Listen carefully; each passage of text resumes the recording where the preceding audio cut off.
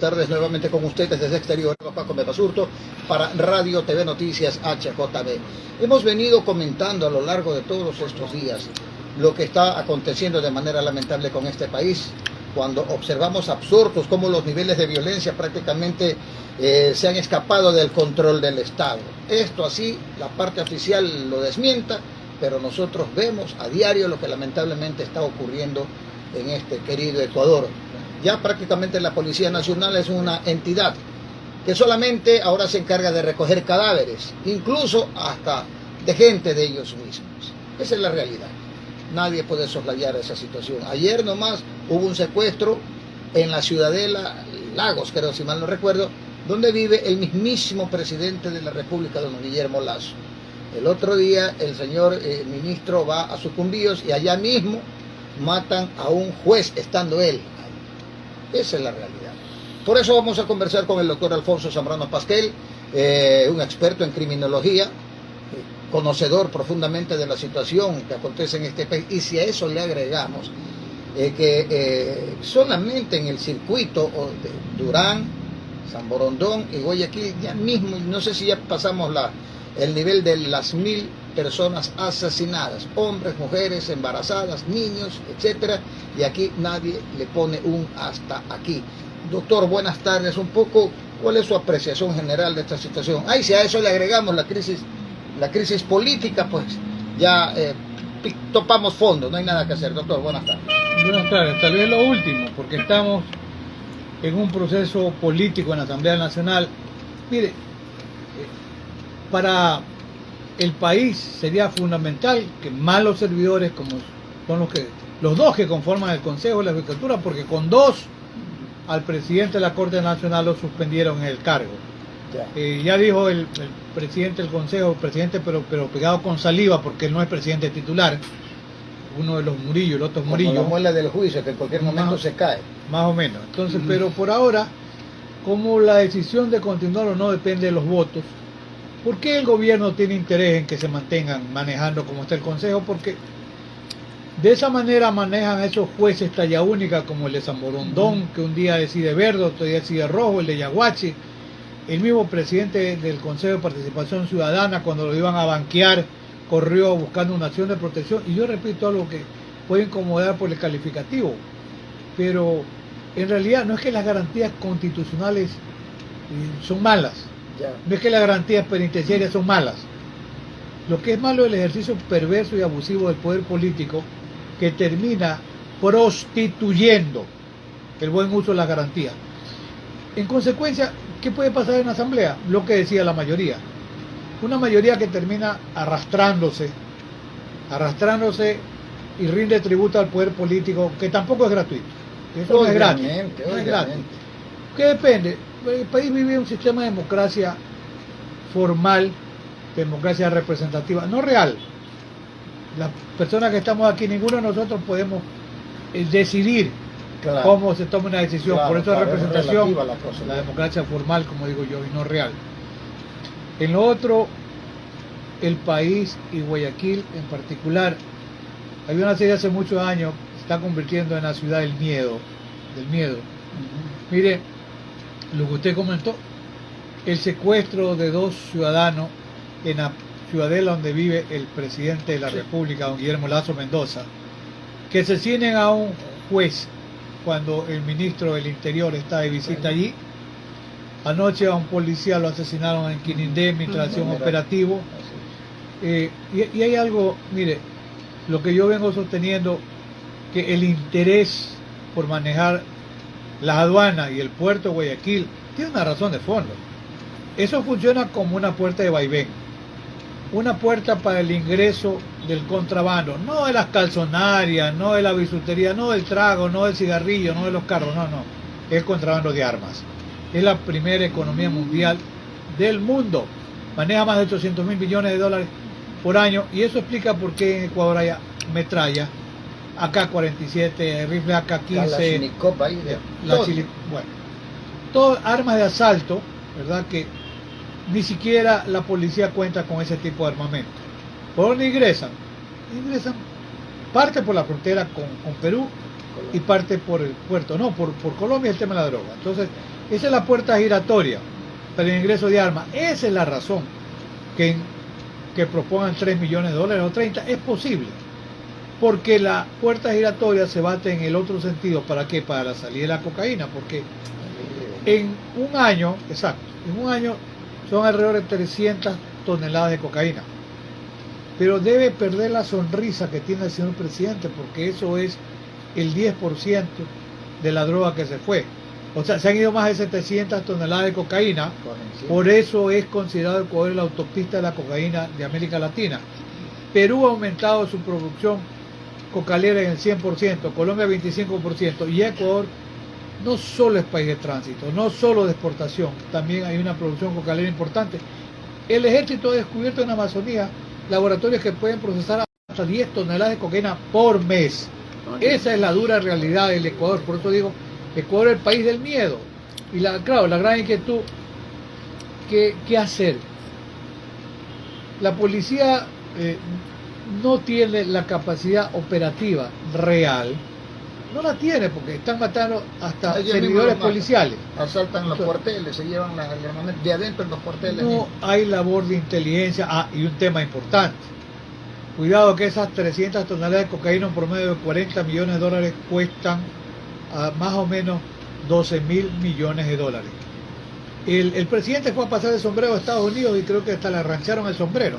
Hizo el ridículo pidiendo que Plan Ecuador.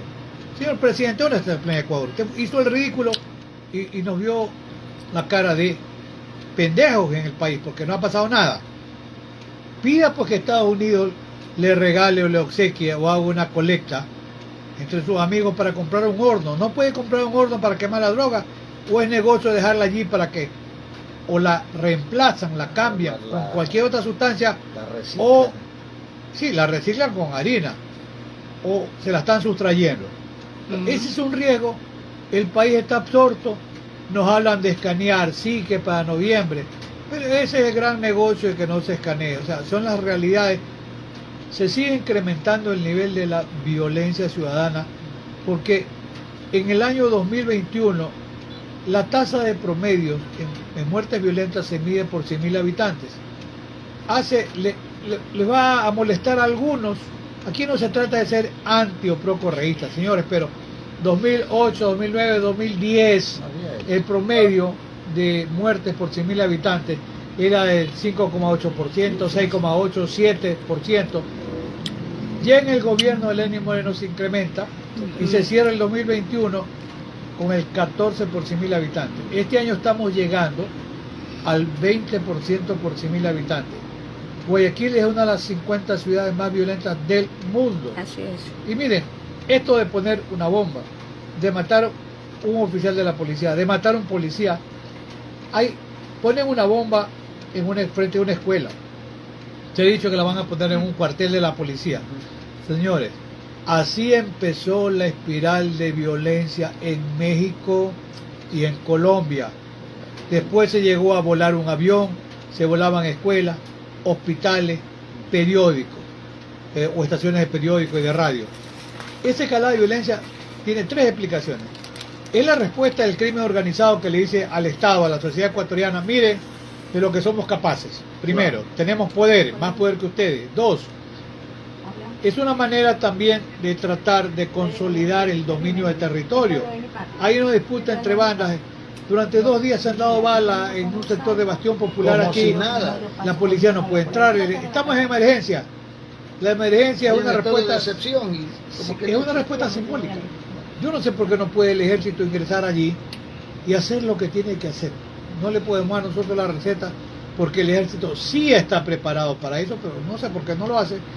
Y mire, la otra respuesta es que existe un proceso ya institucionalizado de extorsión desde pequeños negocios a negocios grandes. Entonces, ¿qué ocurre? Esa es la otra tercera respuesta. Porque al que no quiere pagar esa vacuna, que no es la vacuna del COVID por si acaso, ¿verdad? Entonces, a esa persona le queman el negocio paseado con algún chifa, le avalean la casa donde vive, algunos terminan muertos, le incendian los talleres. ¿Qué es eso? Esa expresión del crimen organizado que le envía un mensaje violento para decirles, señores, de esto somos capaces. Y ustedes pagan porque pagan.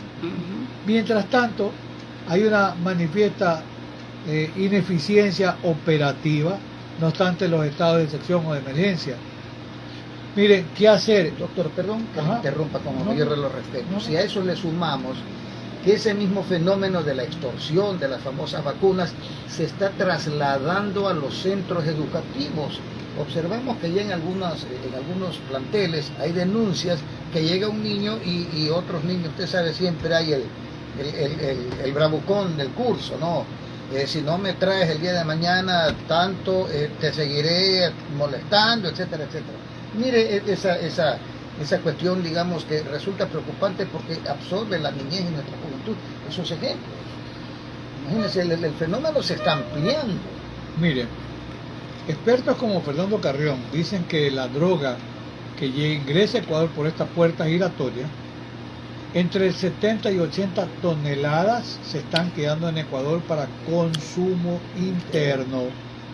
Hay un problema muy grave allí, porque yo he visto, y está bien que un sector de Sauces haya una unidad para rehabilitación de ¿cuántas? De 30 personas, sí, pero eso es nada, porque ya como que no nos hemos olvidado, es que ya no se consume H en las escuelas y colegios. Las primeras dosis incluso se las pueden regalar. Hay un problema serio, que eso podría explicar la cantidad de sicarios jóvenes, porque la chica o señorita, ¿verdad?, la adolescente, le dan hasta unas muestras gratis para que consuma. Y luego, cuando ya no le dan la muestra gratis, le quedan 2 vías, o 3. O se dedica a la prostitución, se dedica al robo de celulares, lo que puede, a la pareja la deja adormecida y le roba, y luego le dicen, bueno, tú puedes ganar dinero también vendiendo, entonces te consumes la ganancia. Y en el caso de los jóvenes, toda esta historia también se repite y tiene todavía un escalón más perverso. ¿Cuál es? Decirle, bueno, te puedes ganar un dinero con un trabajo. ¿Cuál es el trabajo? Matar a alguien. Así se fue estructurando el sicariato en Medellín. Medellín llegó a ser la ciudad más violenta del mundo. Pero, ojo, esto es un proceso. En Medellín ha durado 30 años el proceso. No es que Medellín no tiene violencia, pero ha descendido. Pero por supuesto, llegó a tener el 320% por 100.000 habitantes. Se creía que no se podía.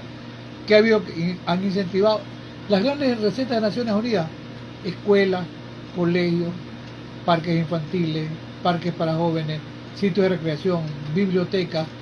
Porque, mire, esas propuestas o recetas hay que atender el tema de la salud en un Estado que le ha terminado robando al Seguro Social miles de millones de dólares. ¿Ya? No hay cómo atender. Claro, el seguro está quebrado y ahora le está pasando la factura a la asistencia, que ya no la puede derivar, como el caso de Sol, que enfermos terminales. Claro. El otro sector también atendido de una manera muy deficitaria, el sector de la educación. Y es lo que hizo Medellín, trabajar en la línea de educación desde el pequeño hasta el que puede ir a la universidad.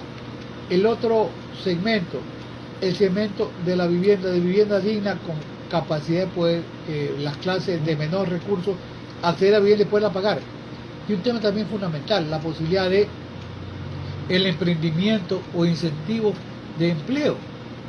Si no hay este cuidado, difícilmente Guayaquil, una ciudad que queremos tanto, no dejará de ser la ciudad del miedo, donde el inversionista extranjero no va a venir.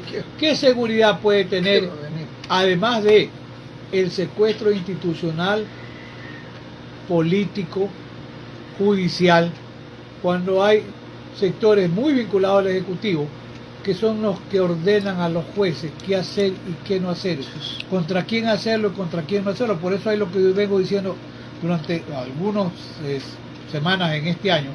Hay una suerte de derecho penal para los amigos. A los amigos no les pasa nada, Sí. ¿verdad? En esos operativos ya quedan, disculpen la expresión, 8 pendejos en la cárcel, los demás nadie los toca, la fiscalía dice que no hay elementos. Que no hay elementos. Cuando no frente, quiere hacer la perdona. fiscalía no encuentra elementos, cuando quiere encuentra o fragua elementos que no existen. De suerte Eso que no es allanarle el camino a esta condición de infierno que estamos viviendo, porque la Sí, gente se da cuenta que la no hay, pregunta no hay es institucionalidad de ¿qué ninguna hacer? naturaleza. había un libro que yo siempre recuerdo, me lo regaló el doctor Carlos Vilo Semena, y reproduzco el título que es gráfico. El día que se jodió Colombia. Ahora tenemos que decir la cara historia, el día que se jodió Ecuador, en 2 momentos. Cuando el narcotráfico termina secuestrando al país. Y 2, cuando se eligió mal. Por eso estamos jodidos. Pues estamos pagando la factura, no hay que volverse a equivocar. Así es. No hay mal que dure 100 años y ojalá que haya momentos para rectificar.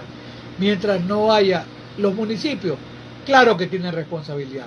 Me parece un pésimo argumento de la alcaldía decir, nosotros le damos 50 millones de dólares a la policía. Sí, señora alcaldesa, pero eso no es suficiente. Tiene que haber un plan de seguridad ciudadana para una ciudad como Guayaquil. Consulte a expertos como el doctor Hugo Acero, que trabajó en el tema de Bogotá, y otro experto que trabajó en el tema de Medellín. Consulte a gente con experiencia, y en el país hay está el coronel Pazmiño, está el arquitecto Fernando y algo más el apellido, pero eso consulte a los que saben, porque Guayaquil no tiene un plan de seguridad. No sé si habrá el momento de pensar que a la policía tiene que ser ayudada con lo que significaría, Fernando Carrión, el arquitecto, significaría, a ver, ¿cuántos policías hacen guardianía privada? En cifras, 115.000 en el país. Y la policía tiene apenas 33.000 efectivos. Es un poco incómodo porque, claro, es un proyecto a largo plazo, se dice, la mejor ciudad es la que tiene menos policías. Sí, pero tenemos un problema grave. Sí. Será necesario que esa policía pueda ser debidamente entrenada, la policía privada, para que ayude a la Policía Nacional. Podría ser. El otro segmento no es para crear fuerzas de choque, no, pero una policía municipal que puede recibir entrenamiento policial o militar para poder también auxiliar, ¿verdad?, a la ciudadanía en este tema de la inseguridad, y tiene que focalizarse. Ya se conoce cuáles son los sectores de mayor incidencia criminal y de mayor violencia. Y si estamos en estado, llámenlo ustedes, sección de emergencia, lo que fuese, realmente sirven para poco, pero es que no hay una inteligencia realmente estructurada entre lo que tienen que hacer las Fuerzas Armadas y lo que tiene que hacer la policía. Si se focalizan los sitios donde hay mayor violencia, allí se tiene que intervenir. Doctor, hay una situación. Nosotros hemos hecho en determinados momentos sondeos de opinión popular. Obviamente la gente no quiere dar su rostro por las retaliaciones que puedan darse en sus debidos momentos. Pero hay gente que tiene esta percepción, dice, no sé, pero me parece como que el mismo Estado está retrocediendo su control de una manera deliberada, porque es la única forma de poder explicarse este tipo de cosas, que no hay Fuerzas Armadas, que se entiende que son especializadas, la Policía Nacional en vez de avanzar retrocede ante la presión evidente del narcotráfico en el mundo político, cuando vemos unos asesores ad honorem que prácticamente se estaban feriando los puestos en las aduanas. Usted dice que ahí es la puerta, digamos, de ahí de venida. Entonces todo esto como que se configura en una especie, como que seguimos una especie de guión, digamos, a escondidas, pero que se está yendo por ese camino. No sé, quizás estoy hilando de mal. Cuando no soy Penélope ni nada que se le parezca, pero la gente tiene esa percepción. Ni la medusa tampoco. Pero Así mire, es. a ver, es un poco difícil aceptar que el propio gobierno esté alimentando este nivel de escalado de violencia, porque este es el gobierno del encuentro con la tragedia, con el desastre y con el narcotráfico. Entonces, a mí sí me hace duro entender que el propio gobierno, deliberadamente, pero ¿para qué lo va a hacer? Porque al ritmo que vamos, la consulta popular que podría servir para algunos temas, pero es que va a haber un rechazo ciudadano como una expresión de repudio a la ineficacia de este gobierno. Claro. Pero es que lo que no se sabe, se busca para eso la asesoría adecuada. Pero ¿usted qué puede esperar de un asesor dice anticorrupción, pero cada vez que habla se duerme, ¿no? Porque yo no sé si estará soñando con pajaritos preñados, pero pasa dormido. Y el otro asesor en seguridad. ¿Pero qué seguridad? Yo no sé, tal vez este señor no tiene ni idea para qué sirve la seguridad ni lo que sabe. Ah, pero estamos haciendo planes. Se consumirán los 3 años más y seguirán en planes. Y no hay ninguna respuesta, no hay algo contundente, algo evidente, ¿no? Debe crearse un comité real de seguridad que involucre estamentos de la policía, del ejército, de la sociedad civil, pero con personas que presenten un plan estructurado de una política criminal adecuada frente al tema de la seguridad, que va más allá de, cuidado, este tema de aumentar las penas. Si usted hace una consulta, ¿usted cree que a los violadores hay que poner la pena de muerte? Ah, sí, claro. Pero eso es populismo punitivo, eso es derecho penal simbólico. Eso, el tema de la violencia estructural tiene que ser también enfrentado con respuestas estructurales. Si no hay esa respuesta, tenga usted la seguridad penosa y cierta que después de poco tiempo estaremos nuevamente lloviendo sobre mojado, lamentablemente. Esta es la situación, no lo dice Radio TV Noticias, no lo dice Laura Franco, no lo dice Hugo Jacob, es una persona que conoce a fondo esta problemática. Definitivamente estamos perdiendo terreno, estamos perdiendo espacio de una manera vertiginosa ante el crimen organizado, pero sí ya es demasiado evidente que en la misma ciudadela donde vive el mismo presidente se cometen actos criminales. Y la gente, si a él, que en su entorno le ocurre eso, no digamos del pobre y simple parroquiano. Finalmente, doctor, un mensaje a la ciudadanía. Bueno, la esperanza no puede perderse. Así es. Hay que exigirle al gobierno que cumpla con un plan de seguridad. Hay que exigirle al municipio respuestas reales y concretas. Está bien que hay que reclutar a los perritos de la calle, que hay que desintoxicar a los drogadictos, todo eso está bien, pero no es suficiente. Tiene que entender los municipios. En Colombia se ha trabajado de mejor manera porque había una estructuración entre lo que hace el gobierno central y lo que hacen los municipios seccionales. Y algo interesante, el presidente Petro de Colombia ha dicho no a la extradición y ha dicho sí, tenemos que conversar con la delincuencia organizada que sigue manejando los envíos de hoja de coca, etc. El único presidente en funciones que sí lo hizo fue el presidente Pepe Mujica en Uruguay. Claro. Y es un éxito la legalización del cannabis. Entonces va Petro en la misma línea y dice, a ver, hay que encontrarle un uso a las plantaciones de la hoja de coca, adecuado, que no sea convertirla en cocaína, exacto. Entonces, esa propuesta de Petro es el único presidente de hoy en funciones que va en la línea de algo que, como yo, hemos sostenido hace más de 40 años. La única salida racional y razonable al tráfico de las drogas ilegales es la legalización. ¿Por qué no se puede? Porque la cocaína y otras drogas ilegales manejan alrededor de 500.000 millones de dólares por año y el 80% se lava en la banca del primer mundo. Pero qué bueno que un presidente como Petro haya dado una respuesta. Esa es la respuesta correcta. Contundente y correcto. Bien, importantes las expresiones del doctor Alfonso Zambrano Pasquel. Esta es la situación. Definitivamente hay que buscarle soluciones integrales y estructurales a un problema de la misma naturaleza. No podemos quedarnos con los brazos cruzados. Ahí está exponiendo una serie de sugerencias y de iniciativas que si el gobierno tuviera la sensatez y la seriedad, la responsabilidad, la valentía y la transparencia de llevarlas adelante, pues algo se puede lograr, y no pues con este tipo de situaciones como estamos viviendo lamentablemente. Doctor, le agradecemos. Estuvo con ustedes Hugo Jacob Basurto de Radio TV Noticias, en las cámaras Laura Franco Veloz. El día de mañana vamos a tratar esta temática con otras opiniones, con otros amigos invitados. Muchas gracias.